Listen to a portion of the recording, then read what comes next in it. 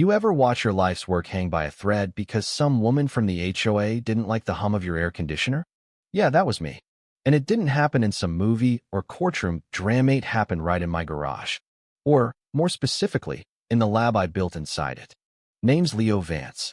I'm a biomedical engineer by training, but after the XR7 virus started tearing through this country, I quit my cushy university post, turned my garage into a working virology lab, and decided I was going to try to build something that actually mattered. I wasn't funded by any government. No billion-dollar grant. Just grit, secondhand equipment, and a big cooler unit I called the Arkansas. It kept the vaccine cultures at a precise -80 degrees. If it failed, I'd lose a year of research and any chance we had at saving lives. For months, everything was quiet. Nobody cared. Then she moved in. Carol Peterson, HOA president, or as I came to call her, the Queen of Beige. Everything had to match. Beige house, beige driveway, beige mood. And she hated the Ark from the moment she laid eyes on it. Said the unit made too much noise. Said it was visible from the road. Said it violated the neighborhood visual harmony clause. I told her, politely, that it was medical equipment, not a lawn ornament. She didn't care. The first fine was $100. Then $250. Then $500. I tried ignoring it. Then came the threats. She said she'd take it to the board. She said I had 72 hours to remove the unit or face forced correction. I thought she was bluffing. I was wrong. One Monday morning, I come back from a 36-hour coding binge at Anya's Plasmy research partner and ex-girlfriend, who lived just outside city limits, and I see a cherry picker truck and two guys near my garage. One of them has his hand on the main breaker. What the hell's going on? I ask. And from behind her stupid rose bushes, out steps Carol, clipboard in hand. Sunglasses, sun hat, that smug smile like she just conquered Rome. You were warned, Mr. Vance. This property is out of visual compliance. We're removing the unapproved equipment. That's not a swamp cooler. That's a cryogenic freezer. You cut that power and people will die. She didn't blink. Hyperbole won't save you. I ran. I ran faster than I have since college, yelling at the contractors to stop. They didn't. The power clicked off. And with it the Ark. I flew inside. Emergency beeping already going off. I had 8 hours. 8 hours before my samples degraded beyond use. I called Guzmy Electrician, my emergency guy. He was 2 towns over. I called the utility company No Dice without HOA sign-off. I called the police civil matter. Then I remembered Bill. Bill lived next door. Retired tech guy. He hated Carol more than I did. She'd once fined him for having an unpainted hose reel. I knock on his door, frantic, and he just says, "Tell me what outlet to plug into." We ran a cord. Over the fence, under a tarp, through my window. It wasn't enough to power the whole lab, but it was enough for the Ark. I watched the temp stabilize at -78. Just enough. Just in time. That night, I didn't sleep. Neither did Bill. He set up motion detectors and sat on his porch with a telescope pretending to look at stars, but really watching Carol's house. And sure enough, she saw the cord. She took photos. She called the board. She drafted a full HOA complaint for unauthorized electrical routing. And then she got bold. She called in a city inspector, claimed I was operating an unlicensed laboratory, tried to get the city to condemn the garage. When that didn't work, she mailed an anonymous tip to the local news, reclusive man secretly developing chemicals in residential neighborhood. 2 days later, a reporter showed up. I didn't talk, but someone else did. Anya. She saw the broadcast, drove straight over, walked into the frame while they were filming, and said, "He's not building chemicals. He's building the future." That clip went viral. 1.7 million views in 48 hours. The next day, I got a call from the CDC. They'd seen my work, wanted to fund it, secure it, and protect it. 2 black SUVs showed up that Friday. Real agents. Real suits. They looked at my setup, talked in hushed tones, and then one of them walked out to Carol's house. Calm as could be.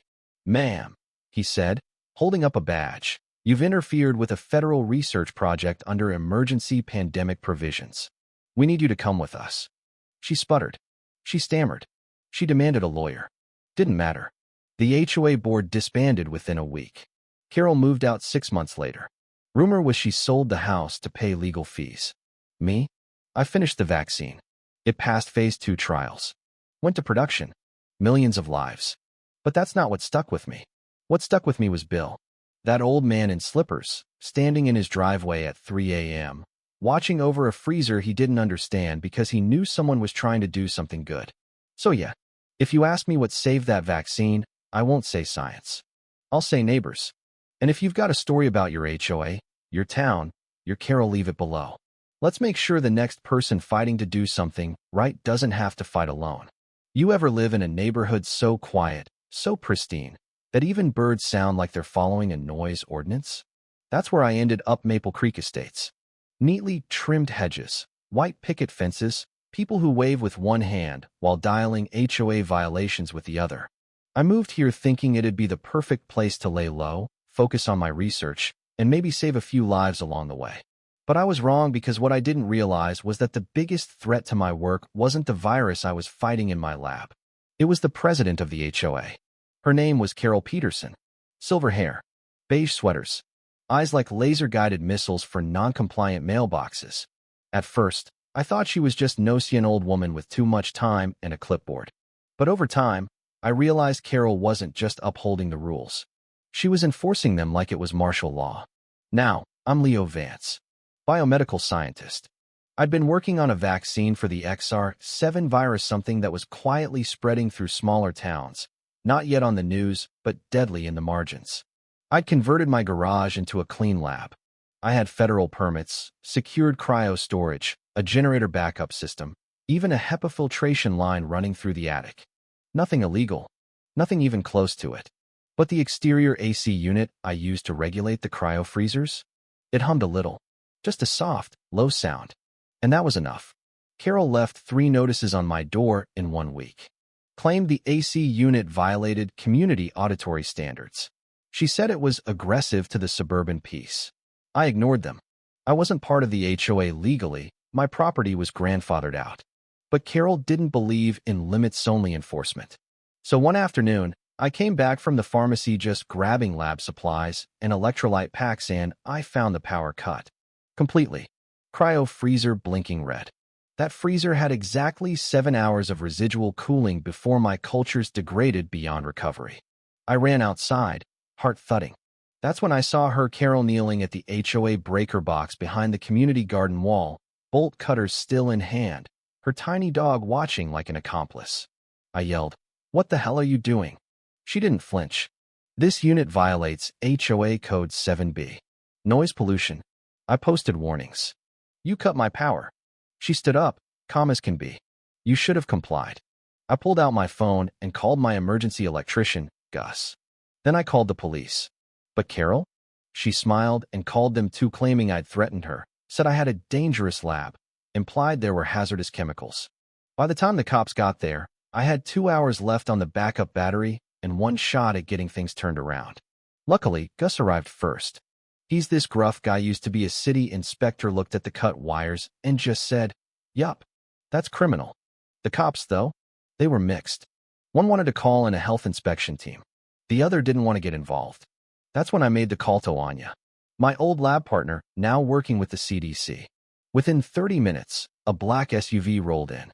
2 agents stepped out, flashed credentials, and took one look at the situation before saying, "Who cut the power to a federally protected biofacility?" Carol tried to deny it, said I was lying, claimed I faked the research to get out of HOA dues. But we had surveillance footage, audio, a digital log showing the time of the outage. Carol was caught red-handed, and when they confronted her, she played the victim, cried, clutched her chest, said she was being persecuted by science. Didn't work. The agents ordered an immediate restoration of power. Gus reconnected the system, and my cultures survived by 18 minutes. 18. That's how close we came to losing a year of data, weeks of testing, and possibly the first viable XR7 vaccine prototype. Carol was charged with unlawful interference with federal research infrastructure, false police report, and trespassing. Her HOA position was revoked. The community board disbanded within a month. Turns out, I wasn't the only one. She'd harassed find someone for wind chimes, someone else for growing tomatoes. 3 months later, the XR7 vaccine went into trials. And now it's saving lives. You know, I didn't set out to be a hero. I just wanted to do my job in peace. But I learned something through this. Sometimes the real viruses aren't under the microscope. Sometimes they're wearing khaki capris and holding a clipboard. So tell me, what would you have done? Let the rules rule you? Or fight back, even if it meant standing alone in the dark for 7 hours? Drop a comment. I want to hear your take. Because maybe, just maybe, the cure we need isn't in the lab. It's in the way we treat each other.